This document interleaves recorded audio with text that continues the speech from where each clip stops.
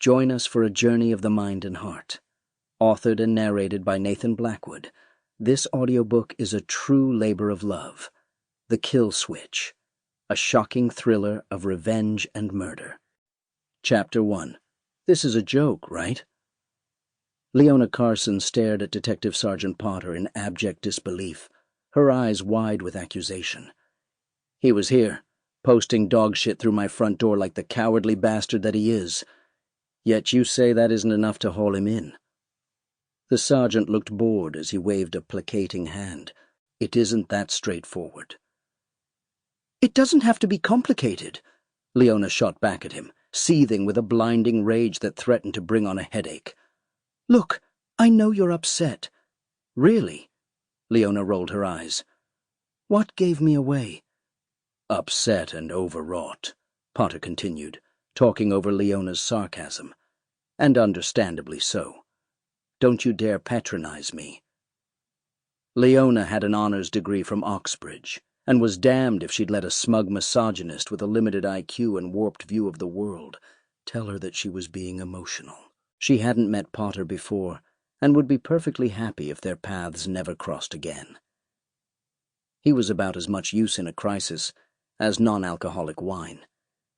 She got the impression that he'd drawn the short straw, insofar as he'd been on duty when her call came in. He made little attempt to hide his boredom, or the fact that he wanted to get out of her cottage as soon as possible. Leona was equally keen to be rid of him, but not until she was satisfied that he'd taken her accusations seriously and intended to do something about them. I wasn't, love, but you have to see things from my perspective. He lifted one skinny shoulder. My hands are tied. Firstly, Leona replied, striving to retain a modicum of composure, I am most definitely not your love. And secondly, this has nothing to do with you. It's all about Jessup and his fixation with me. If the restraining order that I'd tried to take out against him had been granted, then he wouldn't be allowed to come within spitting distance of me, and we wouldn't be having this conversation. She picked up the documentation she'd cobbled together in a futile attempt to have the order in question granted, and waved it in his face.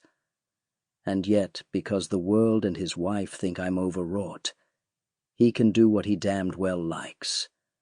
And what he likes is to taunt me by demonstrating that he can get to me whenever he likes. And trust me, he was here. You saw him? Ah, so now they got down to it, Leona thought. Of course she hadn't. Sample complete. Ready to continue?